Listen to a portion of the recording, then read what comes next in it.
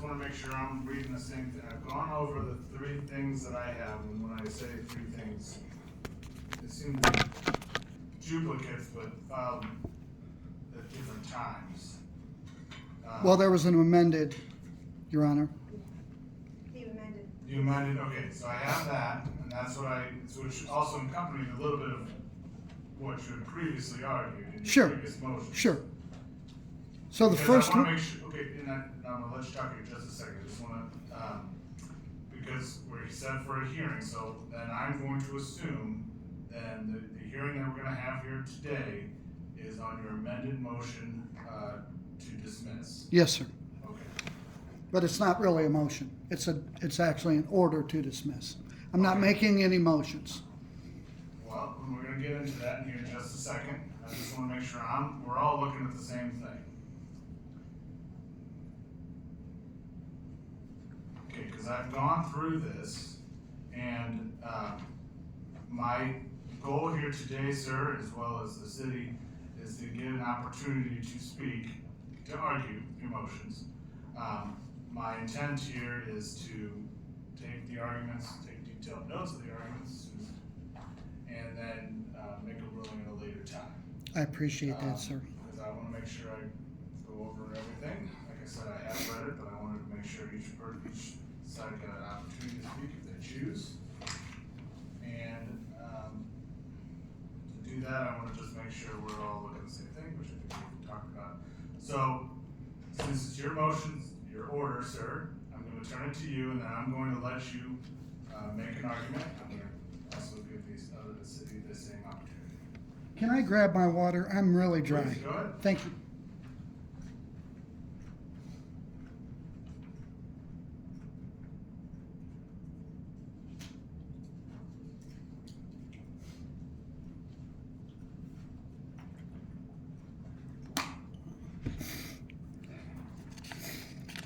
Okay, so item number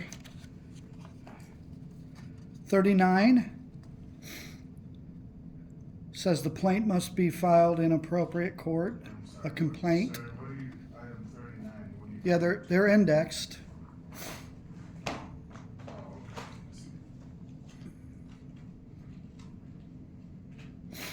okay, go ahead, sir. So, issuance of a summons, item 32, says the complaint must be filed with the court. There is no complaint. Then, so let's go to the next page. Item 61 says the plaintiff, there is no plaintiff responsible for ensuring a summons. There is no plaintiff. The city is a fictitious entity. They cannot be a plaintiff. They're not a living being. They cannot be injured. They don't have any rights. There's no process server. There's no proof of service.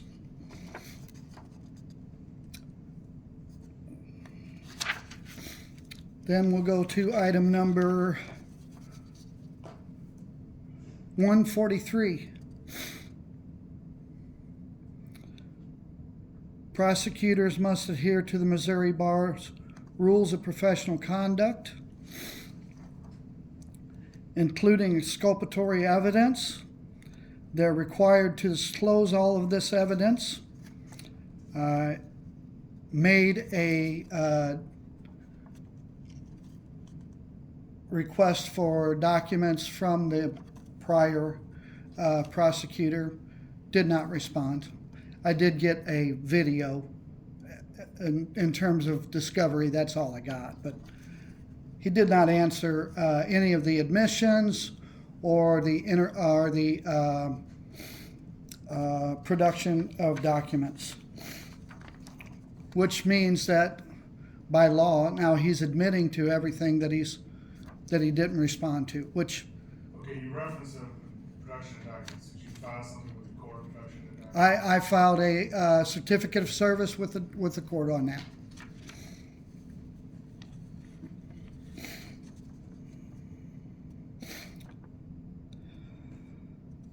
So there's failure to disclose any evidence, and the prosecutor is prosecuting without probable cause. That'd be item 165. Then we'll go down to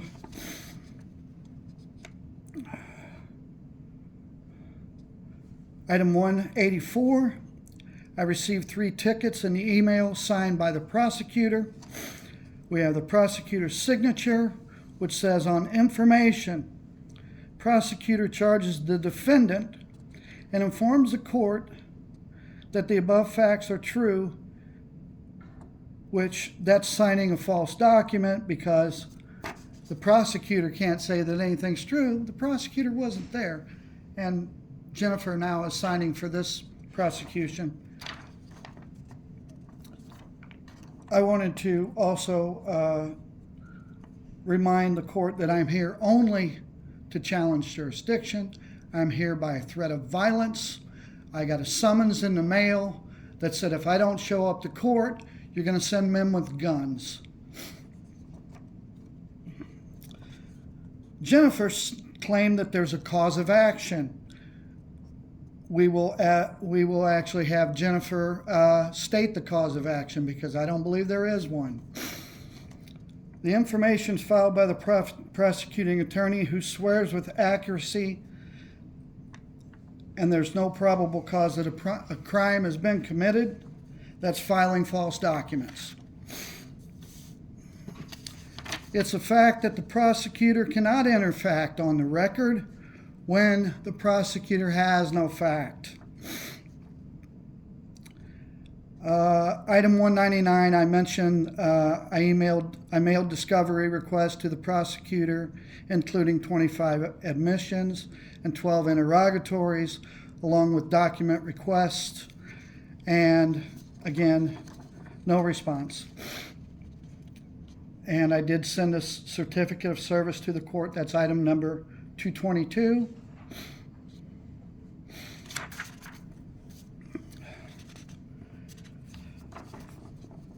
Failure to respond to the request for admissions, item 241, shall result in each matter being admitted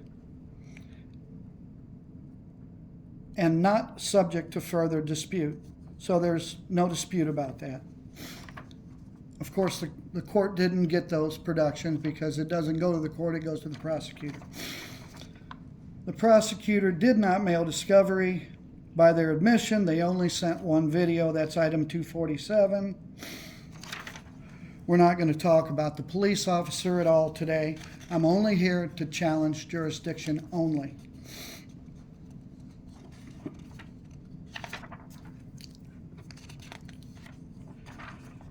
I'm claiming a Fifth Amendment due process violation because of these things aforementioned and to be mentioned. I've been deprived of life, liberty, and property against the U.S. Constitution and the state of Missouri Constitution. I appreciate that I got a hearing today. This is item number 308, that I'm required to be heard. I do appreciate that.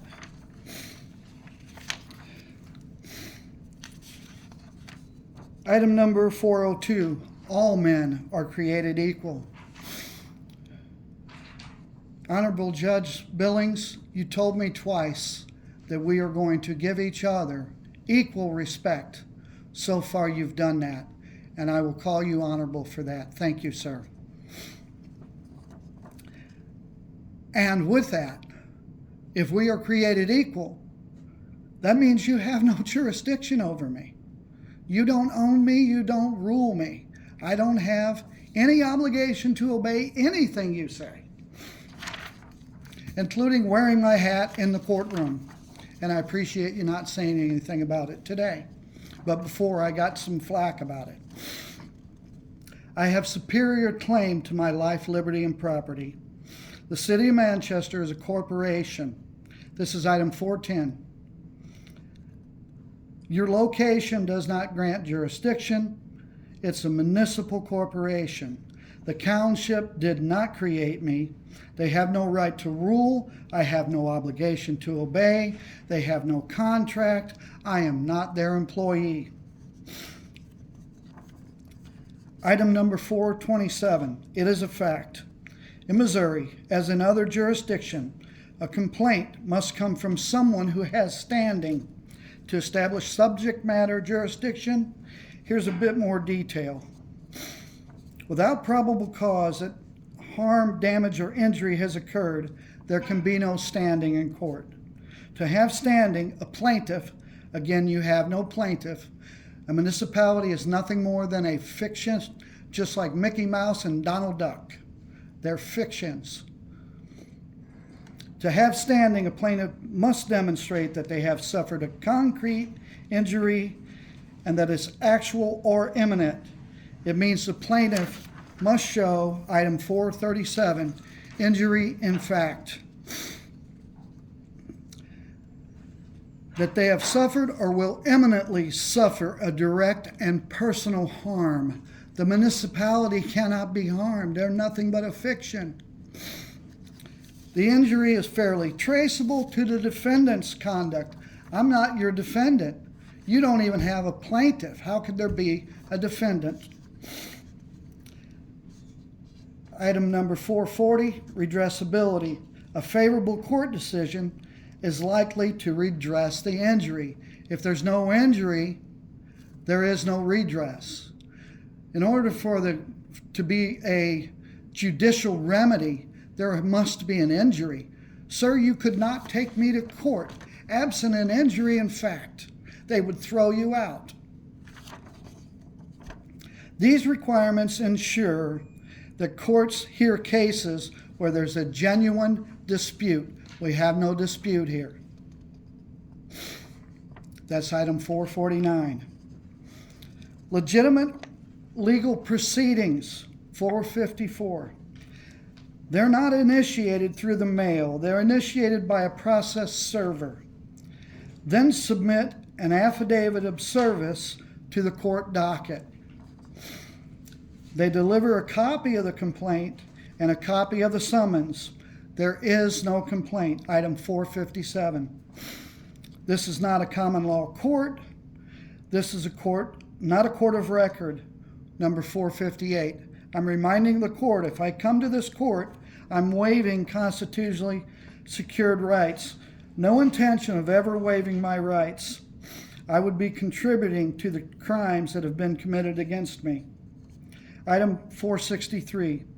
Only the alleged damaged party can bring a suit against me, and it must be their own name, not a name of this corporation doing business in a fictitious name of Manchester.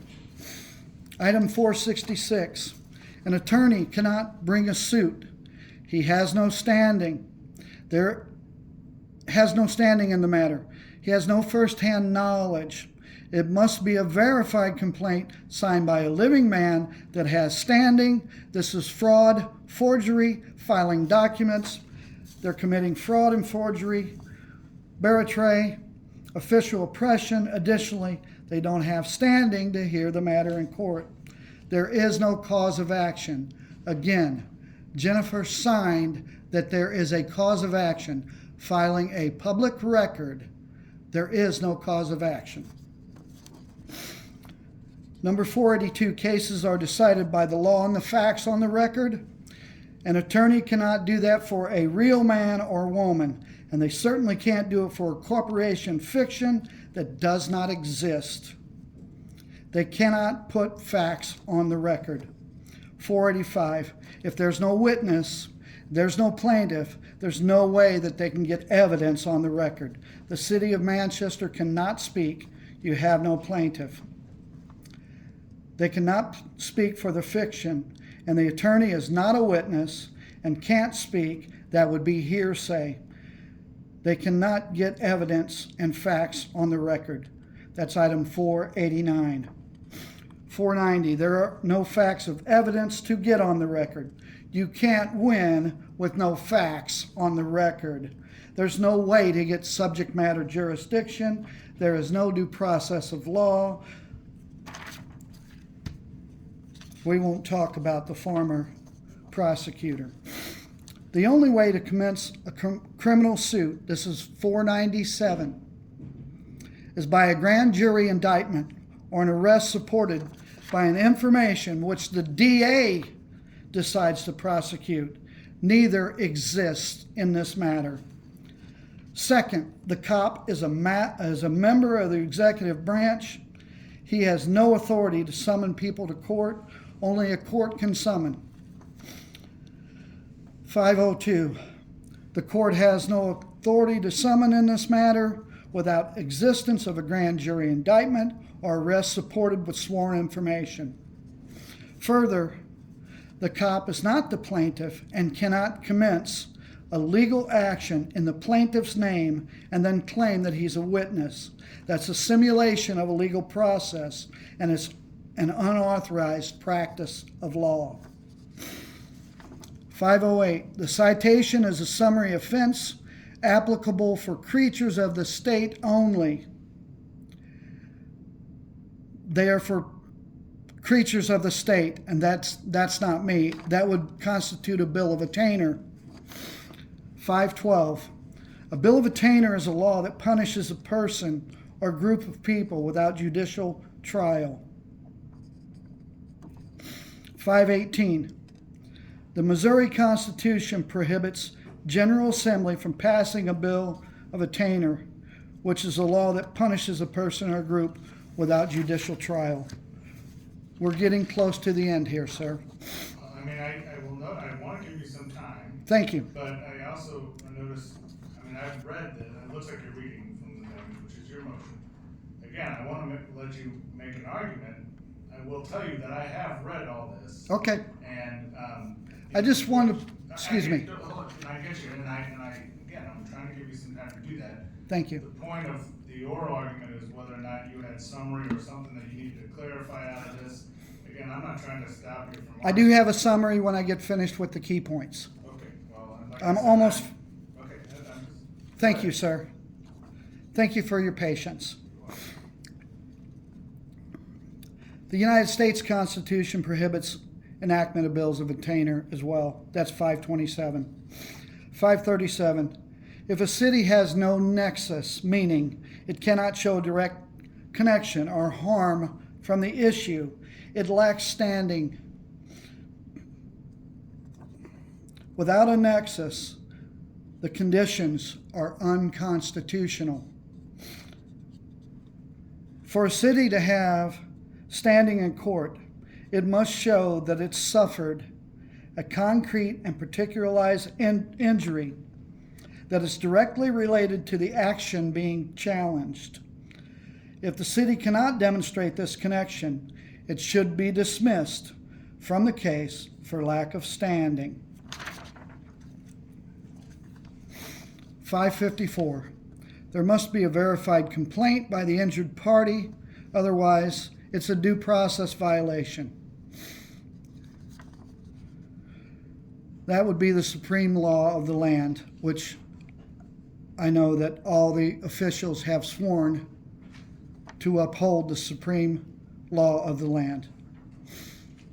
This court lacks in-person and subject matter jurisdiction. In addition, the alleged plaintiff has failed to state the actual elements of a cause of action and failed to support it with a law showing how it's entitled to relief. I'll say once again, this was signed by Jennifer. 569. The people created government to protect the rights. The creation does not rule the creator. Every municipal official of the city of Manchester has an oath of office to uphold. There are multiple substantive right violations. Additionally, the municipal judge or provisional judge shall possess the following qualifications before he or she takes office. I have your oath of office. This is item number 736, which states that you possess all the qualifications of an office of the municipal judge. That would also be including have a license to practice law, which there is no such thing in the state of Missouri.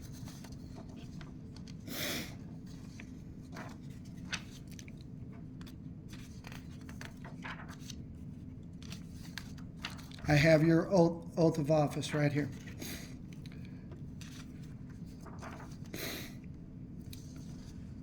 Item 593. The certificate from the Supreme Court only authorizes to practice law in courts as a member of the state judicial branch of government.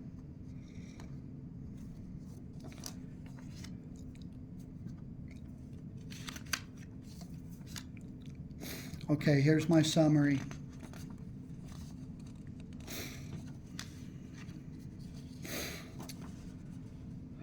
I'm appearing today by special visitation only, not as a defendant, but as a counterclaimant, the aggrieved party asserting constitutional violations and demanding dismissal. I raise the threshold matter of jurisdiction. Jurisdiction must be proven, not presumed, by law, by fact, and by consent. There is no verified complaint, no injured party, no sworn affidavit, no cause of action on the record. The City of Manchester is a municipal corporation, a legal fiction. It cannot testify, swear an oath, or suffer harm. It cannot be a plaintiff. It cannot be cross-examined. The citation was signed by a prosecutor with no first-hand knowledge. That's falsification of a public record. The prosecutor holds a bar card, not a license to practice law. The bar card is a private membership credential, not a state-issued license. Proceeding without jurisdiction, without standing, without a verified complaint, constitute a simulated legal process. I filed no motions. I filed a memorandum of law, an affirmative defense, a municipal liability claim, and an order to dismiss. If this court claims jurisdiction based on geography, I rebut that presumption. Location does not create jurisdiction. I can't draw a circle around this building and claim that I have jurisdiction over it.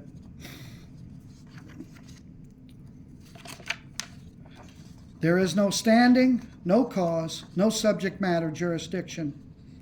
All men are created equal. If I cannot impose authority upon you without consent, you cannot impose it upon me. There is no right to rule. There is no obligation to obey. I demand this matter be dismissed with prejudice, and I reserve all rights without prejudice. The officer who issued the citation is not a plaintiff, not a witness, and not qualified to determine jurisdiction. There is no standing, no cause, and no subject matter jurisdiction. There is no right to rule and no obligation to obey. I demand this matter be dismissed.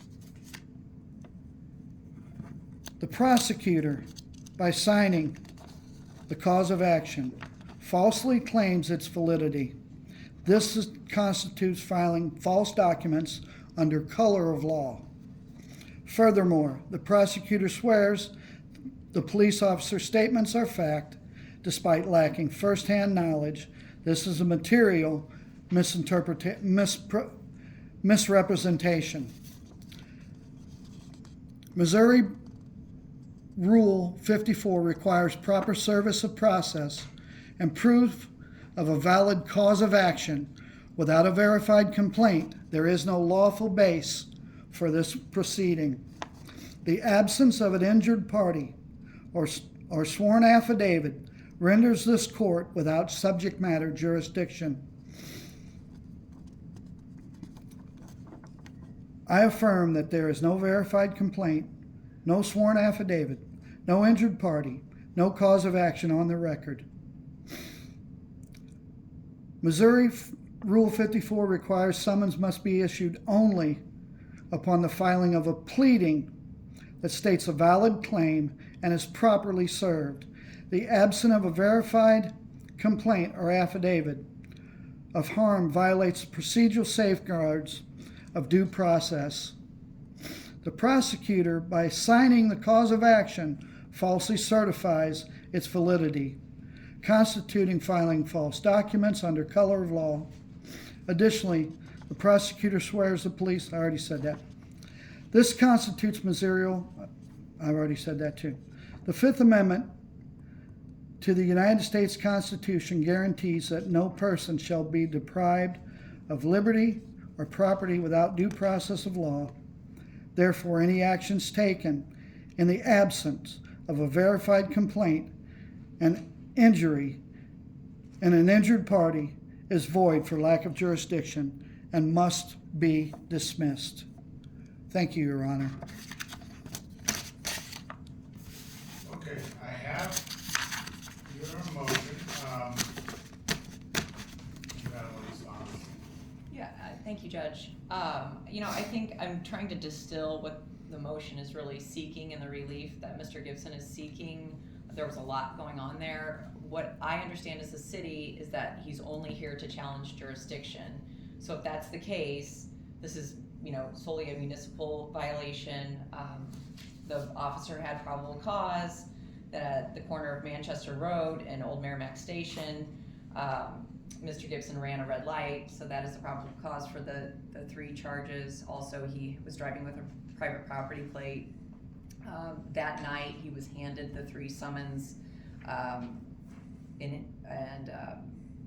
As far as the Manchester being a corporation, under the well-recognized police power under Missouri law, Manchester has the right to regulate its traffic on the public roadways for a matter of the public safety.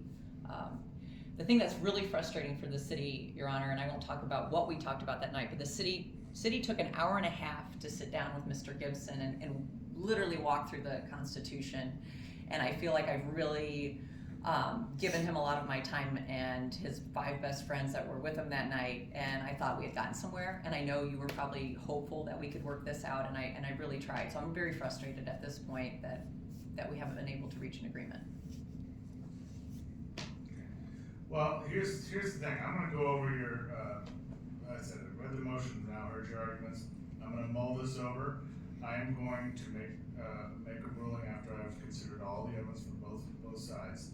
And I don't know how I'm going to rule at this point, but I'm just the next part of this process, if I don't just dismiss it, okay, is another court date, which would be a trial date. If I dismiss it, it'll go away. There'll be no more further court dates. If I don't, you're going to have a trial date. You got to make some decisions how you're going to handle it on that end. But do you have any exclusion dates that if we were to set this matter for trial in this courtroom that you could not make it? Well, I would, if we're going to have a trial. I don't know if we are. Since we're all here, Okay. I'm going to talk to you. Would we have a jury? What I don't want to do, sir, and I'm sorry to interrupt you, but what I don't want to do is set it for a court date like, oh, I'm in Mexico or something like that. I want to move this case along. First start is making a ruling on this motion. Mm-hmm. Like I said, if I rule that this case will be dismissed, you don't have to come to that court. Mm-hmm. But since we're all here, and I know you have talked to, and I know that was a long time, Mm-hmm. so I have no interest in belaboring this point. Okay, we're either going to move along and make some decisions, or if we end up having a trial, let's just keep it going here. So I just want to make sure your schedule allows for the next few months. If like I said, if we need it, you don't have any exclusion dates. Do you have anything that No, I'm very flexible. Okay. It should be noted that this is the first time I've even been really even before the court. There's never even been a pleading on this matter. You don't have. I don't want you to tell me of any sort of history. Because Okay. I want to keep my mind open. Fair enough. Okay, so since I didn't hear any exclusion dates, I'm going to take some time and make a ruling on this case. And sir, then you'll hear a decision from me. But as I said, if the case is dismissed, the case is over. You don't have to come back to court.